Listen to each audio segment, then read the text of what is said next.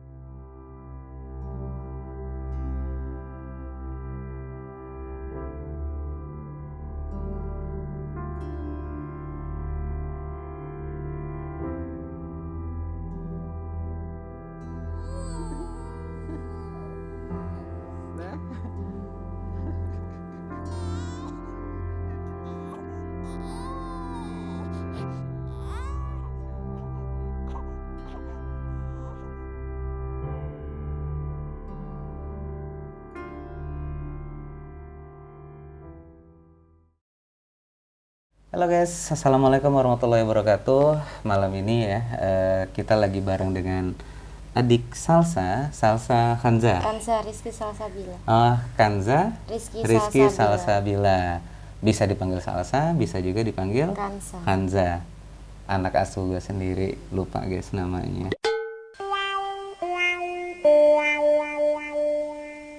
Taunya Salsa. Ya sayang ya. Salsa saat ini sedang menjalani pengobatan di Rumah Sakit Cipto Mangunkusumo dan tinggal di Rumah Singgah Respect Peduli, yaitu Rumah Singgah para pejuang kesembuhan. Oh ya Bu, dengan Ibu siapa? Fitriani. Ibu Fitriani, asal dari mana Bu? Dari Lampung. Lampungnya? Lampung Tengah. Lengkapnya? Bandar Jaya Timur, Umbul Kapu. Umbul Kapu, berarti kasur. Ya kan Kapu. Iya, itu nama julukan desanya. Oh, berarti desa tersebut itu tempat apa namanya pembuat kapuk ya? Enggak juga. Enggak. Kok bisa dikasih umbul Enggak kapuk? tahu. Asalnya saya kan pendatang. Oh, pendatang. Asli dari mana emang? Dari Nambah Dadi. Nambah Dadi, berarti sampingnya KL. kurang dadi. Ya kan ada nambah ada kurang kan? Nambah Asri. Oh, nambah Ada asri. Nambah Asri, ada Nambah Dadi. Berarti samping kecamatannya itu kurang. Ya. Kurang tahu. Kurang tahu. Oke, Salsa usia berapa tahun, Bun? Ini Salsa 5 bulan. Usianya sekarang 5 bulan ya, Bun. Aku mau nanya-nanya dikit ya. Teman-teman semua pun mungkin pada pengen tahu Salsa kayak gini nih kenapa, sejak kapan, asal muasalnya itu seperti apa, kenapa gitu kan, boleh cerita nggak Bun? Awalnya itu kayak gimana? Awalnya Salsa ketahuan dari umur 4 bulan setengah dalam kandungan. Oh berarti lagi di ronsen Iya, ya, di USG ya? Udah USG ketahuan. kedua kali. Pertama 3 bulan setengah itu normal, belum ada benjolan apa-apa. Lalu selang 1 bulan USG lagi kelihatan ada benjolan, katanya sih 2 cm. Dokter divonisnya teratoma. Divonisnya ini apa? Retinoblastoma. Retinoblastoma. Itu divonis lagi dalam kandungan. Iya. Terus setelah selang lahir itu ketahuan ini keluar segede gini bulatnya. Isi bola matanya nggak kelihatan, ketutup tadinya. Terus kata dokter yang di RSUD Abdul Muluk, ketahuan ini teratoma. Teratoma ya. Teratoma bukannya yang di pantat, Bun? Iya, kebanyakan katanya di tulang belakang. Oh, tapi ini di kasus mata. langka. Kasus langka ya. Oh ya, Bun, lagi dalam kandungan pernah nggak ada apa namanya saran kayak, aduh anak saya. Tapi anak pertama ini yang kedua ya. Iya, Yang pertama normal. normal. Pernah nggak terpikir dalam kandungan tersebut itu kan sudah ketahuan nih ya kan retina ya, kayak ada benjolan di kelopak matanya kayak gitu. Pernah nggak ada saran dari dokter atau dari orang lain atau dari diri sendiri, aduh anak gue kayak gini nih lebih baik saya gugurin atau gimana? Enggak ya? Enggak ada. Dokter juga enggak bisa ngasih kayak gitu karena udah ada nyawa. Betul, alhamdulillah. Kalau emang bisa disembuhin di dalam kandungan udah diusahain sama dokter, tapi nggak bisa. Cuman kan saya pernah nemuin kasus ya kan, hingga akhirnya pasien tersebut itu ibu-ibu, anaknya kan apa namanya dari dalam kandungan tersebut itu sudah ada kelainan ya. Terus dia berusaha untuk menggugurkan gitu kan, hingga akhirnya ya kondisinya parah yang parah itu si ibu tersebut, janinnya juga nggak selamat juga gitu kan. Waktu itu saya sempat dapat laporan seperti itu. Cuman alhamdulillah keren banget buat bundanya Salsa yang masih terus mempertahankan Salsa meskipun ya tahu kondisi Salsa seperti itu bun ya. Jadi bun, begitu lahir waktu mau lahiran nih kan ke klinik ya, ke klinik udah ada perasaan gimana? Tadinya sih perasaan biasa aja kan, karena cuma 2 cm sebesar segini, segede jempol. Tahu-tahu keluar segede gitu, pas baru keluar itu sempat shock, tapi mau gimana lagi? Semua udah kayak gini ya dijalanin aja. Sempat nangis? Sempat. Kejang-kejang sempat ngedon enggak? Sempat ngedon aja.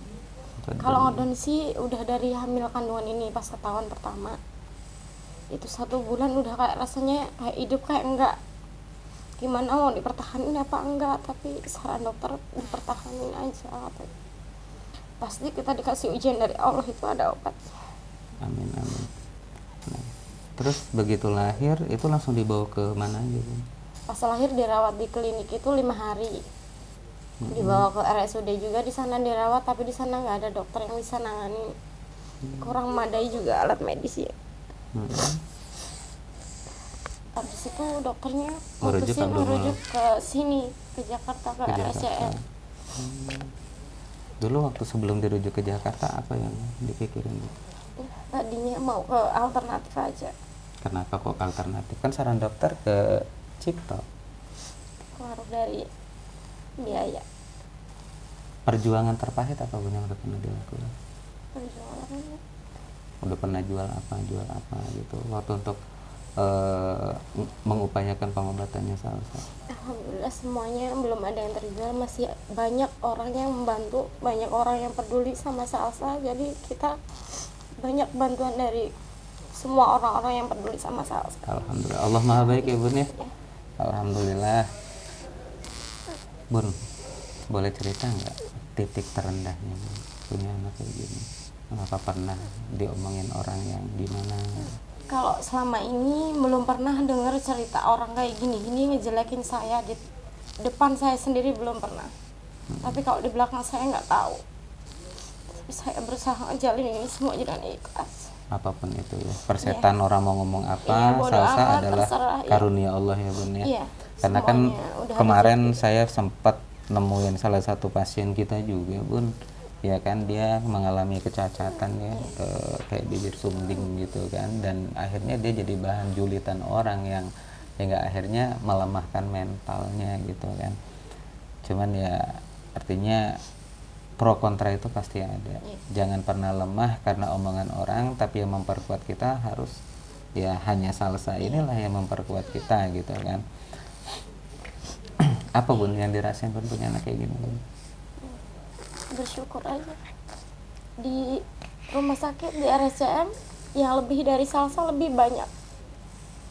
Tapi awal-awalnya nggak sampai bersyukur kayak gini ya, kayak ngerasanya kayak gimana kayak gitu. Ngerasa minder. Pertamanya kok anak saya kayak gini, yang lain enggak. Tapi setelah kesini di RSUD Abdul Muluk aja yang lebih parah banyak. Dari situ saya bersyukur punya Salsa. Apalagi saya udah datang ke sini di RSCM, lebih lagi bersyukur. Banyak yang lebih parah dari Salsa ya. Waktu itu pun sebelum dirujuk ke Abdul Muluk nih, ya kan, banyak ya kesulitan. Sebelum dirujuk ke Abdul Muluk, sebelum dirujuk ke Cipto ya, banyak ya kesulitan-kesulitan yang dihadapin ya. Mungkin apa sih bun yang dirasakan bun? Kan gini, banyak yang bertanya ya bun ya, banyak yang bertanya. Nanti mohon bunda juga turut andil dalam menjelaskan. Banyak yang ngomong, yang bertanya, kan sudah ada BPJS, kan itu gratis gitu kan, kenapa kok nggak dibawa berobat, kenapa kok nggak dilanjutin? Mungkin bunda bisa menjelaskan bun, selain biaya pengobatan apa aja yang dibutuhkan, yang dipikirin gitu ya, di Jakarta saya harus kemana, di mana? Bingung tempat tinggal di mana, terus harus kayak gimana juga, pokoknya bingung, yang ada bingung aja, mau kesananya mau di mana, ininya prosesnya gimana juga belum tahu. Mau tinggal di tempat siapa? Biaya dari mana? Di rumah sakitnya juga gimana caranya, nggak tahu sama sekali. Nah ya bun, asal muasal ketemu Respect gimana sih? Ada saudara yang kenalin. yang punya kenalan sama Bang Fadli. Terus Oh ya, kenal sama saya. iya. Terus Langsung ya itu langsung datang Bang Tebe sama Mbak Rina. Terus sampai berkelanjutan sampai sekarang. itu menurut Bunda nih pergerakannya gimana Bun? Jadi respon cepatkah atau gimana? Respon cepat. Alhamdulillah sampai sekarang di sini juga semuanya pengurus baik. Artinya nggak ada proses persyaratan yang berbelit-belit Nggak gitu ada, ya Bun ya? nggak ada sama sekali. Nggak Gerak ada ya. cepat semua. Datang langsung ciduk bawa ya? Iya, Bun, bersyukur nggak dengan adanya Respek Peduli? bersyukur banget. Membantu orang-orang yang membutuhkan, membantu anak-anak yang pengen sembuh, pengen sehat. Pokoknya sehat selalu buat semua pengurus Respek. Buat Bang Fadli makasih banyak. Sama-sama. Iya. Emang apa sih yang dikasih Respek? Mungkin ada yang banyak nanya tuh, emang yang dikasih Respek apa sih, postingannya kok kayak nggak pernah ngasih bantuan gitu kan? Bener Bun, banyak banget ya di Instagram gitu kan. Ih, Respek kok bawa-bawa orang sakit terus nih, cuman kok nggak ada kayak bantuan yang diberikan gitu kan? Yang terutama kasih sayang buat semuanya, anak-anak di sini, pasien, pokoknya bunda juga semuanya baik sama anak-anak, sama nggak cuma sama anak-anak sih, sama ibu-ibunya juga peduli. Nah selain itu apa aja nih? Selain kasih sayang, yang pasti tempat tinggal ya. Iya, tempat tinggal pokoknya semuanya udah memadai lah di sini. Makan dibayar Iya, nggak? ditanggung. Oh, kan makannya. ditanggung. Susu Pampers. semuanya ya, Semua. termasuk operasional, Iya, antar jemput iya, ya. antar jemput. Jadi untuk pelayanan tim kita sendiri nih Bun, kayak unit ambulan, tim pendamping itu siap sedia. Iya. Iya, pelayanannya bagus banget. Jam 12 malam pun dibutuhin Iya. berangkat ya. Enggak jam 12, pokoknya 24 jam. 12 aja. Guys, bukan pengakuan saya, 24 pengakuan. jam. Soalnya Selasa juga pernah sih, habis itu baru datang itu jam 3 jam berapa, jam 11 malam. Pagi langsung ke sana, butuh apa-apa diantar nih. Alhamdulillah ya. Ini bukan karena kami Bun, cuman ini karena pendukung-pendukung setia Respek Peduli yang senantiasa mensupport gerakan Respek Peduli dari awal hingga saat ini. Karena memang semua tahu, keluarga pasien juga tahu, Respek Peduli tidak fokus membantu pasien itu berupa uang ya Bun ya. Tapi kita di sini terfokus dalam penanggulangan. Nah, penanggulangan kalau dikaji lagi ya uang-uang juga ya Bun ya, kayak sewa tempat, untuk makannya, nutrisi, penunjang pengobatan yang lainnya, transportasi. Intinya pasien datang cukup bawa badan dan semangat. Iya. Sembuhnya semangat sembuh, kita dari Respek Peduli akan siap mendampingi hingga kapanpun. Bahkan ada Asdi tuh, Iya. itu pasien terlama di sini 4 tahun dia Bun. Bang. Gitu. Ya, sekarang dia lagi operasi, doanya ya. Semangat juga buat semuanya. Nah Bun, udah ngelakuin pemeriksaan apa aja sih di sini? Selasa kemarin kontrolnya ke poli mata, yang ke spesialis tumornya juga, terus ke THT kan nyangkut sama hidung, ke bedah anak. Di kemarin tuh sempat diteropong, tapi nggak masuk, lubang hidungnya kecil. Oh, lubang hidungnya ini kecil. Kecil. Jadi pantasnya kalau napas ngurak Iya, gitu ya. Iya. Terus apa lagi Bun? Selain mata apa aja yang didiagnosa? Setelah di sini kan di sini pemeriksaan langsung akurat nih Iya, semuanya. itu aja sih. Kalau ke telinga bagus, cuma emang nyalur ke hidung jadi ke THT aja. Jadi ke THT ya. Jadi Nggak ada. untuk tindakan mata, Iya, pengangkatan mata sama THT. pengangkatan Tumornya. masanya ini dulu ya. Iya. Terus untuk matanya itu bisa ngelihat atau enggak kata dokter? Kalau kata dokter sih kemarin udah dicek nggak gimana-gimana, tapi emang cuma itu yang hitamnya itu lebih kecil. Tapi masih bisa ngelihat. Insya Allah. Insya Allah. Bisa. Bismillah ya Bun ya. Rencana kemarin sempat gagal operasi ya kan karena ruang picunya penuh. Nah besok rencana rawat inap dan insya Allah hari Jumat tindakan operasi pengangkatan. Oke Bun, tetap semangat. Ada pesan nggak buat yang lain? Mungkin kan banyak banget ya Bun ya. Saya ngelihat baik di media sosial ataupun di lingkungan kita, kalau ngelihat anak, orang tua terhadap anaknya yang galak lah ya, mukul segala macamnya. Mudah-mudahan dengan nonton video ini, orang tua di luaran sana lebih banyak bersyukur memiliki anak yang sehat, dan jangan lupa untuk terus mendoakan para pejuang kesembuhan juga. Mungkin ada pesan buat yang lainnya? Para ibu-ibu sayangi anak kalian sepenuh hati, karena anak adalah rizki yang udah dikasih Allah buat kita. Pokoknya sayangi anak kalian aja sedalam-dalamnya. Jangan pernah jahat, jangan pernah Jangan dipukul, sering dimarah-marahin, jangan jangan dimarahin. dipukul. Pokoknya Sayangi. lakuin anak sebaik mungkin. Karena bersyukurlah jika kita semua memiliki anak yang sehat, karena tidak semua ingin dan pemilikan anak yang sakit itu bukan sebuah keinginan ya Bun ya, cuman ini adalah sebuah anugerah, ujian dari orang tuanya, dan bukan hanya ujian untuk adik Salsa atau bundanya atau para pejuang kesembuhan yang lainnya, bukan, tapi ini Salsa adalah ujian bagi kita semua, ujian bagi hamba-hamba Allah yang ngaku sayang dan cinta sama Allah. Karena wujud nyata sayang dengan Allah ya sayang juga dengan ciptaannya gitu kan. Jangan pernah dijulitin ya, jangan pernah dibuliin atau diomong-omongin. Karena saya sering banget Bun nemuin ih lo punya anak kok sakit-sakitan sih, lo punya anak kayak gitu, jangan-jangan lo dulu kayak gini menjustifikasi. Itu banyak banget saya temuin gitu kan, sehingga itu melemahkan mental dari orang tua tersebut. Saya juga nggak mau punya anak kayak gini, maunya juga sehat ya Bun ya. Jadi buat teman-teman di luaran sana, buat setidaknya kalau kita tidak mampu untuk membantu mereka, mensupport mereka melalui dana, minimal support secara psikologisnya, jangan lemahkan mentalnya, tapi dukung terus semangat mereka untuk terus berjuang. Oke, besok Salsa akan masuk ke ruang rawat untuk menjalani perawatan dan hari Jumat Salsa akan melakukan tindakan, insya Allah. Mudah-mudahan kita berdoa operasinya berjalan lancar. Amin. Tidur ya? Boleh. Oke, aku boleh gendong?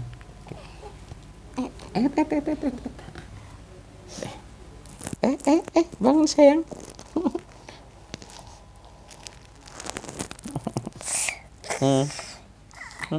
Makasih ya Bun ya. Ya. Makasih banyak. Sama-sama, tetap semangat, tetap optimis. Anggap aja rumah singgah adalah rumah sendiri, ya kan? Oh iya, ada satu lagi nih, gue pertanyaan. Gimana? Apa sih kesannya ada di rumah singgah? Kebayang nggak kalau harus tinggal sendirian? Kalau harus tinggal sendiri nggak kebayang Bang. Nggak kebayang Buat ya? pengeluaran per bulan, pengeluaran susu, pampers, pokoknya kebutuhannya Salsa di sini semua ditanggung, udah bersyukur alhamdulillah. Tapi tinggal rame-rame. Iya, seneng rame, banyak teman, banyak saudara. Jadi guys, untungnya kalau ada rumah singgah itu enaknya kenapa? Karena bisa saling saling menguatkan. Kalau misalnya ibunya Salsa lagi nyuci baju, ada yang nungguin Salsa. Intinya saling lah. Iya, padahal di sini dari Lampung, dari berbagai, bahkan ada yang dari Kalimantan juga gitu kan. Tapi pertama tinggal di rumah singgah kayak gimana? Bingung pertama. Kok kayak gini gitu, maksudnya tadinya kan dipikirnya satu kamar satu dari rumah itu, terus sampai sini oh kayak gini ya, ternyata di sini lama-lama membaur sama yang lain. Awalnya nggak betah ya? Kalau awalnya masih bingung, kalau betah sih betah tapi bingung gitu. Betah dibetah-betahin lah. Iya, terus tapi makin kesini makin bersyukur lah di sini. Cuman asik lah ya. Iya, banyak teman, banyak saudara. Pernah ada dukanya nggak di sini? Pernah sih sempet cekcok sama ya namanya orang banyak, jadi ya cuma selisih paham aja. Wajar, namanya awal, rambut sama hitam, ya kan. Kadang-kadang misalnya ada yang ngelihat anaknya lagi kayak gimana, kok tindakan ditunda atau gimana, kan hati sensitif nih. Ngelihat ini dikit langsung tanduk bersulanya keluar. Nah itu sih hal-hal yang lumrah gitu kan. Intinya harap dimaklumin. Kunci utama menjaga kerukunan adalah banyak-banyak maklum. Fokus ada pada anak. Yang penting cekcok hanya sebatas di saat itu aja. 5 menit kemudian bayan lagi. Yang udah. Iya, karena nggak hanya di sini kok, orang di dalam rumah tangga aja sama suami aja. Saya sama istri aja kadang-kadang cekcok kan. Sama orang tua sendiri aja sering banyak cekcoknya. Iya, apalagi sama orang lain. Yang penting tetap jaga kerukunan, fokus untuk ngobatin Salsa. Oke Bun, makasih banyak ya. Mudah-mudahan Salsa bisa cepat sehat dan pengobatan berjalan lancar. Amin. Oke, see you.